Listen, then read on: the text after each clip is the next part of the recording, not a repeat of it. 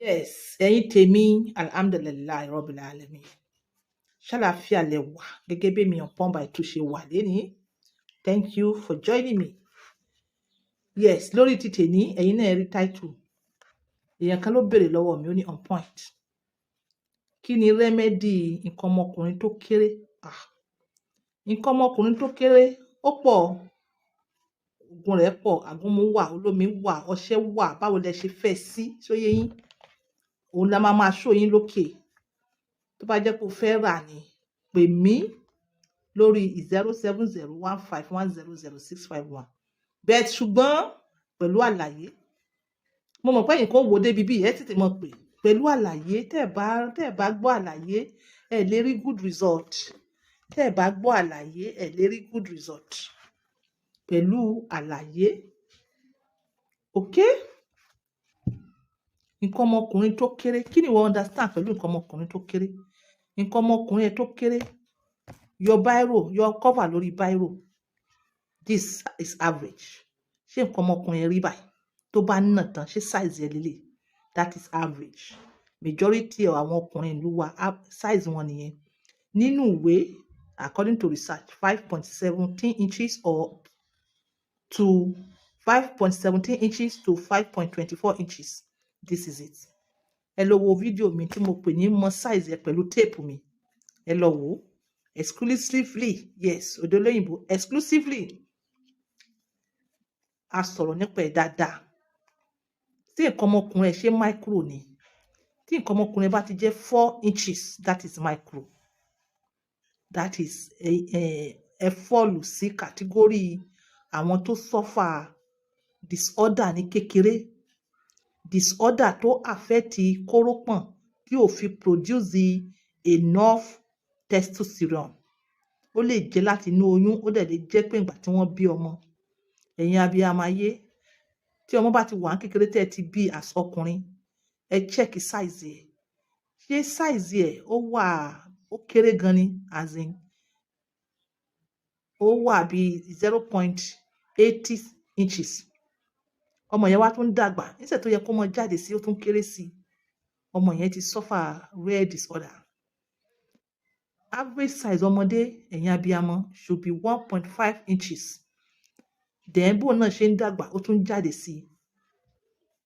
Then ẹpọ̀n rẹ̀ dẹ̀ balance. Ṣé ẹ dẹ̀ ti check pé ọmọ yẹn gbogbo kórópọ̀n rẹ̀ sọ̀kalẹ̀? Gbogbo kìíní olómọ affect ọmọ tí nǹkan ọmọkùnrin ọmọ fi mọ́ kéré. Tẹ́ ẹ bá tètè mójútó láti kékeré, ó ṣeé ṣe kí ọmọ yẹn kéré gidi gan. Tó bá máa wá fi wá dàgbà, kó lè mọ resolution much. Yes. So ẹ̀yin tèmi tí mo pè, ẹ̀yin ní category B. Category B in the sense that nǹkan kò ṣe yín nínú oyún, suffer disorder kankan, suffer undescended testicles. Ìgbà tẹ́ wá dàgbà tán, nítorí you just have to say the fact. Èèyàn tó mọṣẹ́ tó ń ṣe ló máa ní ẹgbà enlargement káwẹ̀ ẹ lọ mọ́ lò. Without question, ẹ ní láti béèrè question. Ṣé ìwọ ò suffer varicocele? Wọ́n ti ṣògùn fún ẹ, ó ṣiṣẹ́ fún àwọn ẹlòmíì, kò ṣiṣẹ́ fún ẹ. Ọmọ ìyá, check varicocele. Yes. Ṣé ò suffer rare disorder, as in syndrome tá à ń pè ní Klinefelter? Ṣé ò suffer Gallman syndrome? Ṣé ò suffer another syndrome tó ń jẹ́ kí èèyàn kúrú tó suffer rẹ̀? Yes. Ṣé ẹ wá rí gbogbo syndrome yìí kì í ṣe pé ó máa jẹ́ kí nǹkan ọmọkùnrin kéré lásán. Ẹ tún máa notice another thing again. So ìwọ tó bá notice another thing yìí, ẹ lọ sọ́dọ̀ urologist. Ìwọ òbí rẹ ò tètè mọ̀ pé o suffer undescended testicles, kórópọ̀n rẹ ò sọ. Ó wá dàgbà, ó lògùn kò ṣiṣẹ́. Ìwọ ò mọ̀ pé ògùn yẹn ò ní ṣiṣẹ́ àfi tó bá lọ sọ́dọ̀ àwọn urologist kí wọ́n lọ bẹ̀ ẹ́ wò bóyá wọ́n ò rí operation kan ṣe sí undescended testicles yẹn. Tí gbogbo kórópọ̀n ò bá sọ, that is 50-50 chance pé èèyàn máa bímọ. Ó dẹ̀ máa affect àtọ̀ rẹ̀, ó máa affect size ẹ̀. Varicocele, that means veins kan ni àwọn veins tó gádà níbì kan. Wọ́n need àtúnṣe nìyẹn. Àwọn urologists wọ́n á bá yín check ẹ̀. So ọ̀pọ̀lọpọ̀ mo discover pé ọ̀pọ̀lọpọ̀ àwọn tí wọ́n ti ẹ̀ ń pè èmi náà discover pé few nínú wọn náà ní varicocele. So bóyá bá fún yín lọ́ṣẹ kò ní ṣiṣẹ́, bá fún yín ní àgúnmu kò ní ṣiṣẹ́, àfi tẹ́ bá lọ take care varicocele yẹn. Ṣé ìwọ ìgbà tó bó ṣe dàgbà yìí ó suffer serious infection? Ó lè jẹ́ STD o, serious infection tó ti lọ affect the part of your brain tá à ń pè ní hypothalamus àti pituitary glands. Ṣé ò suffer rẹ̀? Tó bá ti suffer rẹ̀ ẹ súnmọ́ bí. A jẹ́ pé ẹ̀yin category tó kù tá a bá boost testosterone yín pẹ̀lú product ni wow ẹ máa jáde dáadáa. Size tó síbì kan èèyàn kan kò lè fún ẹ, size ẹ náà ni, but maybe kíní kan ṣẹlẹ̀ ìdí àbúyá o ti ń mu sugary thing jù láti kékeré tàbí o suffer just slight thing tá a lè sáré boost tó dẹ̀ máa jẹ́ kí size ẹ padà, especially èèyàn tó máa sọ pé skin wà ń bẹ̀ àbí kò kí ń nà dáadáa àbí ó ti nà tẹ́lẹ̀ ó ti tóbi tẹ́lẹ̀ kò tóbi mọ́, a jẹ́ pé ìwọ o ti ní testosterone full tẹ́lẹ̀ ó diminish ni, òun ló fà á tó fi ń feel weak, tó ní libido, tó ní morning glory mọ́, tí ọkàn rẹ ò wà sọ́dọ̀ ìyàwó rẹ̀. Tá a bá boost ẹ̀ fún ẹ, that is to say nǹkan ọmọkùnrin ti ní deficiency tó nǹkan ọmọkùnrin wá nìyẹn, ó ti jẹ́ kó kéré. Oògùn mi booster mi ó máa jẹ́ kó jáde pẹ̀lú ọṣẹ, pẹ̀lú àgúnmu, pẹ̀lú tolómi, pẹ̀lú pan flush gbogbo nǹkan oríṣiríṣi tẹ́ ti jẹ tó ti constitute nuisance. Ẹ mọ̀ pé wọ́n ó jẹ nǹkan míì ó ti máa lọ fọ́ọ̀mù bí àwọn bad cholesterol, kò ní fún blood flow láyè, kò ní fún ẹ̀jẹ̀ láyè láti flow síbi tó yẹ kó flow sí, àá flush ẹ̀.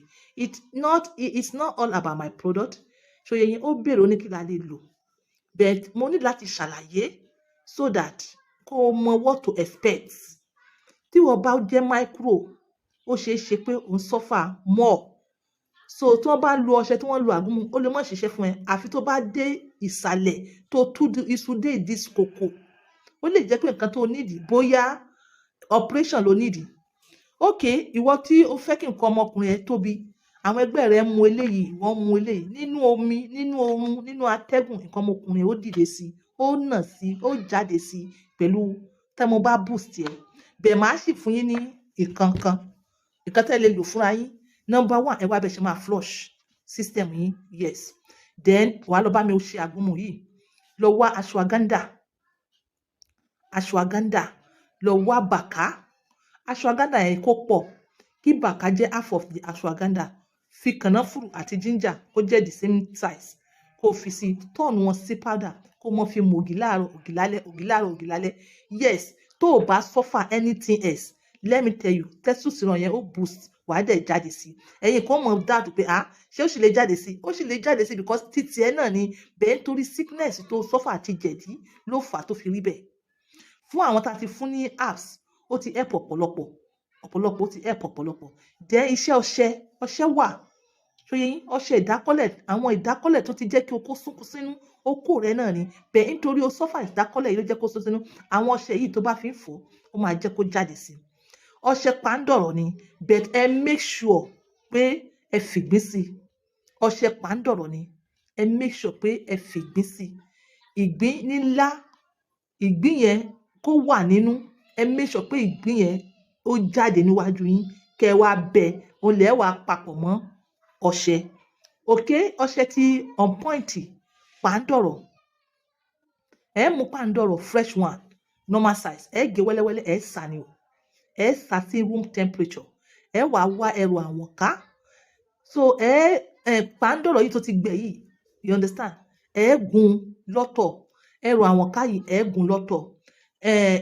Ìgbín tẹ bẹ́ at once, ẹ gún yẹn náà ẹ gún lọ́tọ̀, ẹ wá papọ̀, ó tún smooth lọ́tọ̀ láyé àtọ̀tọ̀, ẹ wá pa gbogbo wọn pọ̀ tí ibì kan náà, ẹ wá gún wọn papọ̀ again, ẹ gún wọn papọ̀, ẹ wá mú ọṣẹ, ẹ wá fi kún, so yẹ yín, ẹ wá gún ọṣẹ náà, ẹ wá gún papọ̀, ẹ wá mú àdín kékeré, ẹ wá fi àdín sí. Ọṣẹ dé nìyẹn, ẹ kó sínú rọ́bà, ẹ má fi fọ oko yín, ẹ má fi fọ wálẹ̀, recommendation yìí ẹ need láti máa fi bá obìnrin sùn. Òní ẹ má fi bóbìnrin sùn kan kò sínú ilé, ẹ má fi bóbìnrin sùn. The more tẹ́ ń lò, tí ẹ bá ń bóbìnrin sùn tó yẹ yín, ìyàwó yín ni o, dókítà kàti ìyàwó lèmi o, ẹ máa ṣe nǹkan ọmọkùnrin yín báyìí. Kódà tẹ́ bá fọ̀ tán, ẹ make sure pé ẹ ṣe nǹkan ọmọkùnrin yín báyìí, ẹ ń gbọ̀n dáadáa. So ẹ mọ́ fọ́ wálẹ̀, òkè ni wọ́n fọ́ sí, ẹ mọ́ ṣe bí ẹni pé ẹ ń bára yín fà, ẹ ń ṣe masturbation, ẹ mọ́ ṣe bẹ́ẹ̀ yẹn. Yes, àwọn tó believe pé masturbation jẹ́ kó nǹkan ọmọkùnrin kéré, yes, lóòótọ́ ni, èmi nígbàgbọ́ bẹ́ẹ̀, nítorí method of doing that. Then lẹ́yìn yẹn, ẹ mọ́ ṣe ọṣẹ láì wá nǹkan tẹ́ fi pa, ẹ gbọ́dọ̀ ní nǹkan tẹ́ máa fi ṣe massaging.